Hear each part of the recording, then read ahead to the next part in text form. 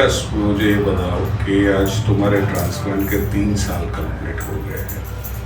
आप आपकी जर्नी बताओ, कैसे हादसा हुआ, क्या हुआ, वहाँ से ट्रांसप्लांट के पहले तुम्हारी लाइफ क्या थी, और ट्रांसप्लांट के बाद में आज 3 साल हुए, तो ट्रांसप्लांट के बाद में 3 साल में आपकी लाइफ कहाँ से कहाँ तक आई, वो हमें पूरा वाक्य बताएं। पहले तो मतलब इतनी खुशहाल ज़िंदगी थी। दोनों माता पिता को मैंने घर पे बिठाया था जब मेरी शादी हो गई 2016 में। इनको बोला कि आपको कुछ काम करना नहीं है, माँ बर्तन मांजना, घर का काम दूसरों के यहाँ पे करती थी। मेरा बस अभी बहुत हो गया, अभी क्या करने का, बैठने का, अभी काम नहीं कर। सब अच्छे से चल रहा था, मैं अकेला ही सबको संभाल सकता था ज़िंदगी भर, इतनी मेरी कैपेसिटी थी और उतना मैं करता था।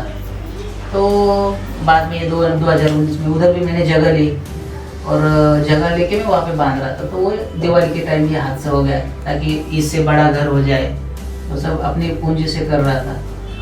तो उसमें वो हादसा हो गया 2019 में। फिर सब हिल गया, पूरा हमारा सिस्टम ही हिल गया। पहले तो अस्पताल में चले गए लेके मुझे, तो इन्होंने क्या कि इनको ज़्यादा मालूम नहीं है कि क्या रहता है क्या नहीं। मतलब अस्पताल का जो है अपना साइंस रहता है कि भाई जलने से ये काटना ही पड़ता है, इसका ज़्यादा नॉलेज नहीं होने की वजह से इन्होंने घर पे रखा। 8 दिन तो ऐसे निकाले। फिर हाथों को तकलीफ होने लगी, मतलब नहीं क्या, मक्खियाँ वगैरह बैठने लगी, वो कीड़े वो मक्खी के वो होने लगे। तो मैं बोला ऐसे मरने से अच्छा है वो काट दो ना। मतलब मैंने बोला कि आप इधर क्यों रखा है मुझे इतने दिन, 8 दिन हो गए, क्या बताया डॉक्टर ने, कोई मुझे बताता नहीं था। फिर मैंने बोला क्या करना है, मैं बोला आज का आज मुझे उठाओ, पहले अस्पताल लेके चलो, मुझे बात करनी डॉक्टर से।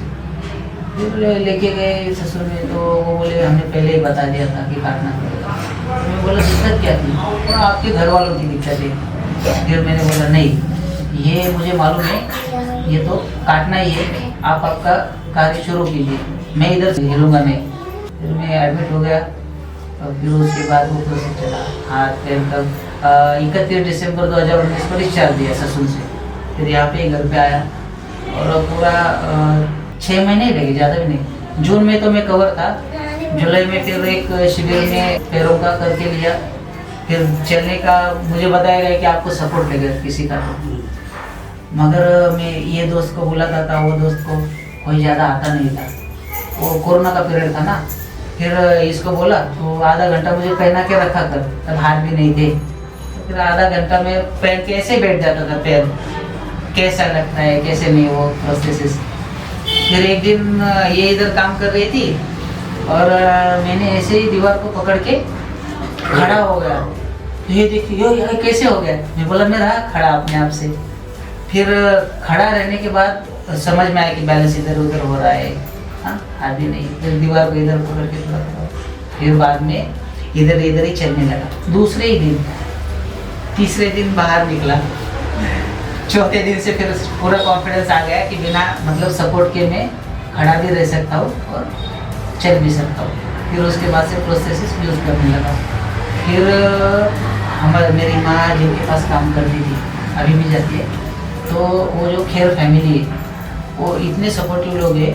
मतलब 20 साल पहले काम करती थी माँ उधर, और वो मुझे मिलने आए ससुर में और मुझे आके बोले मुझे ठीक है प्रकाश, कुछ भी रहने दो, घर आने के बाद मुझे बताओ, हम हैं, आप चिंता मत करो, हम हैं। फिर घर आने के बाद 6 महीने बाद वही मुझे मिलने आए और उन्होंने बोला तुझको जो कुछ भी लगेगा हम करेंगे, खाली तू बोल क्या करना है। मैं बोला क्या करूँ। फिर मैं ढूंढने लगा कि हाथों का क्या होता है, जैसे पैरों का हो गया तो हाथों का क्या हो सकता है। फिर घर बैठे बैठे मैं इससे मोबाइल चलाता था, तो मैं सर्च किया तो मुझे दिखाई दिया कि रोबोटिक्स हैंड मिलते हैं। वो बोले कि नहीं हम तुम्हारे लिए पूंजी जमा करते हैं। तो उन्होंने 6 लाख तक इकट्ठा किया। वो इतना कंफर्टेबल नहीं है, अगर एक हाथ अच्छा है तो एक हाथ ऑपरेट कर सकते हैं, अगर दोनों के दोनों नहीं तो उसमें लिमिटेशंस आते थे। फिर मैं उनको बोला नहीं, मुझे आपका पैसा भी वेस्ट नहीं करना है, एक तो ये अच्छा है, तो भारी वजन लेके कहाँ घूमूंगा। और लकीली मुझे एक वीडियो मिल गया, केरल वाली थी लड़की वो हाँ, तो उनका वो डॉक्टर अय्यर सर ने किया था ट्रांसप्लांट। तो अय्यर सर से हम कोरोना के पीरियड में 7 दिन कोची में क्वारंटाइन रहे, और ये साहब ने हमें एरोप्लेन का टिकट निकाल के हमें वहाँ पे भेज दिया। फिर वहाँ पे जांच की, फिर सर बोले आयर सर से मिले, वो बोले ट्रांसप्लांट होगा आपका, तो आप क्या कीजिए वेटिंग रहेगा, 1.5 साल आप उसमें रहोगे। अभी खाने की दिक्कतें, उधर कैसे रहेंगे, किराया वगैरह सब, उसके फिर इंग्लिश का प्रॉब्लम, मलयालम का प्रॉब्लम सब, तो कैसे फिर वहाँ से निकल के आया और बोले सोचेंगे और बताएंगे। फिर उसके बाद न्यूज़ पढ़ी मोनिका का ट्रांसप्लांट हो गया, तो तुरंत 3 दिन बाद मुंबई चले गए मिलने के लिए। फिर वो पॉजिटिव लगा कि सर मैडम को बताया, तो उन्होंने सब शुरुआत की कि नहीं अभी हम तुम्हें ट्रांसप्लांट ही कराएंगे। मतलब मेरी इच्छा शक्ति थी कि मुझे ये कराना है, मगर जो पैसों का जो बैक सपोर्ट रहता है ना, वो सब उन्होंने दिया, और कि हाँ तुम कर ले, कुछ भी रहेगा तो हम कुछ भी करेंगे, मगर तुझे अपने हाथ लगा के हमें भी देखना है तुमको। मुझे प्रोत्साहित किया, फिर उसके बाद में मैंने पीछे नहीं देखा। फिर सत भाई सर से मिला, फिर उनसे आपसे अप्रोच हुआ सब, और वो सब मिलजुल के आया। जब ऑपरेशन से पहले मैं इसको बोला अगर तू टेंशन नहीं लेने का, वो कंसेंट फॉर्म साइन करते हैं ना ऑपरेशन में, कुछ जिम्मेदारी, मगर तू डर मत, गया तो गया, ऐसे भी गए सामान है, गया तो गया, तो साइन कर दे और बिंदास रहे। ऑपरेशन सक्सेस हो गया। तो उसके बाद में जब आप मिलने आए, फिर मानो बहुत खुश हो गया, इतना खुश कि पूछो ही मत। तब से आज तक कुछ भी रोने का नहीं, रोने का आता ही नहीं हमें, हम रोते ही नहीं ज़्यादा, ताकि ये तो पुनर्जन्म है ना। अभी अगर पैर कितने भी रहने, हाथ नहीं तो कुछ भी नहीं कर सकता।